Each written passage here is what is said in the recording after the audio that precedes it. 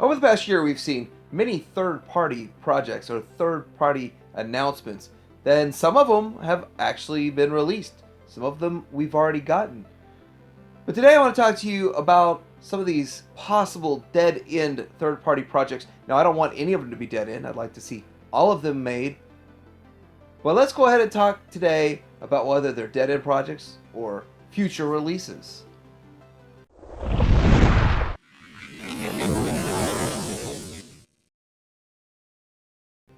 Now, first company I want to talk about is XTrans. Now, I love XTrans products. I love them so much that, yes, I already bought and paid for their Springer, Virtus, however you want to pronounce it. But what really gets me is Black Friday of 2018, which is today, is the day that I bought and prepaid for this guy for a really good price. I got it for like $110 because of a big sale that was going on last year.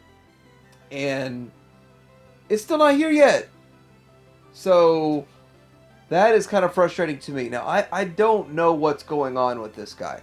And actually, I've got a couple more XTrans to talk about. And then I'll tell you what I think the problem is. But the reality is that this guy should have been out by now.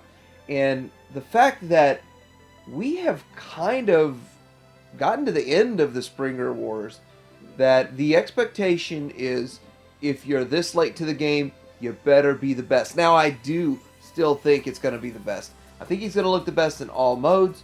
I think that the transformation is actually going to be not a nightmare. Oh, that's wishful thinking, but still, I think this is my Springer. I really look forward to getting it. Can't wait to get it in hand. But is this a dead-end project? I mean, I've already got it paid for. Am I going to get it? Next up, we have XTrans and their Dr. Egg.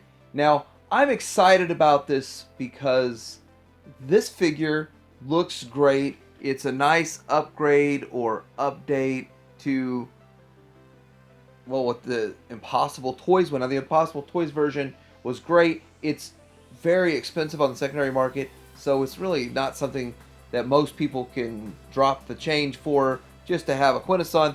So it'd be nice to have this, and I really think with XTrans making it, it would be a relatively reasonable price. I don't understand why it's not out. Now, this thing was announced, almost a year ago. So, no upgrade, no color shots, but here's what gets me the most about it. The fact that it was actually in prototype form. It was actually not just a render. So, here's another reason that I'm concerned that it's taken so long for them to get it out. We got the old Hasbro rumor that, yeah, they're making one and it's going to be Voyager size, which Voyager size puts it around the same size, if not a little bigger than Impossible Toys, hopefully. And what if that one comes out before this? Like, that would be crazy. And what if everybody likes that enough, they just don't want to buy the XTrans version? Now, those are some giant big what ifs, but I'm thinking the longer they wait, the longer XTrans waits, the less interest there'll be, especially if other options are showing up. Now, I know a lot of people are saying, well, what about the whole stepping on Hasbro's toes? They're actually competing in different spaces, although people like me, I'll stretch it a bit, and I actually would like to do this. I'd like to have an Impossible Toys version and an XTrans version and a Hasbro version. I think it'd be for an interesting look to it, but this thing seems to be really big. That's the difference, though. It's really big, like way bigger than anything else that's out there. But it doesn't stop at that. It looks like they can make all of the Quintesson henchmen that are out there. And so we've seen this guy here. We've seen nothing more of it. And again, here we are with an actual prototype, an actual mold, which makes you feel like they're a lot further along, but yet nothing's coming out. There's not a pre-order anywhere for these guys. That's confusing to me. And of course, we're waiting on their version of Autobot Spike, or I think they call it X-Man. But we've already seen other companies like Blue Lobster putting out their version of the Autobot Frank, the X Frank, and this one does look a lot more like it would fit in with, I guess, your Autobot cars. And I'm curious how tall this is, and we don't know if it transforms, which of course I would guess it doesn't. And it's way more articulation with this guy, but you know, is this a dead-end figure? Are they actually going to put it out? Or do they just give up on this? I think XTrans has been putting too much of their resources towards this Minosaur, and this is a battle. We have now 3 different Minosaur options, and my concern was that, hey, XTrans may be a little smaller than the rest, but it's cheaper than the rest. But now with the trailer cost being an unknown, we really don't know. Next up, this is probably just a case of it's going to take forever. But back in July, we heard about MMC making the Autobot cassettes, and I was excited about it. I think everybody was excited about these MMC cassettes, and we haven't really seen or heard anything about it since then, which kind of surprises me. I would have liked to have at least seen some sort of prototype out, something, some sort of guidance as to which one is even first, which for some reason I think Ramhorn's first, but I'm not sure. Or maybe their Steeljaw will come out first. But I was kind of hoping we'd have heard something, this would have moved somewhere in 6 months. But they are going to reissue their Ravage in more of a tune colors. So maybe that's kind of a clue, like, hey, we're still working with our old cassettes, generating some funds to do another production run. Who knows? But I kind of like the idea of the fact that when we do finally get the eject and the rewind, they'll probably come in a 2-pack, similar to how they did the Rumble and the Frenzy with a 2-pack, and you could get them cheaper like that.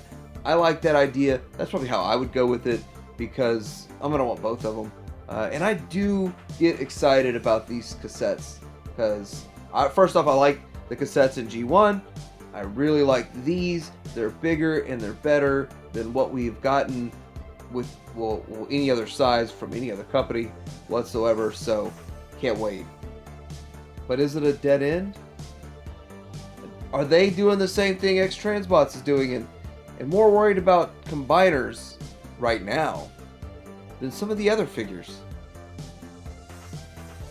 Next I want to talk about Zeta. Now, Zeta has put out, well, Raiden as their next project of a combiner, or one of the next projects as a combiner. And looking at this picture, I'm wondering, is it actual prototype that they're showing? Is this a really good render? Either way, there's been no real update to this, and I've got a couple of things going on in my head about it. I'm starting to wonder, are they going to put all these bots out as individual bots, and you buy them as you build them, kind of like how all the combiners go? Or the fact that they're all going to be trains, there might be a lot of shared parts. We saw with Superion, they had a lot of shared parts. Is this a chance they might put a box set out?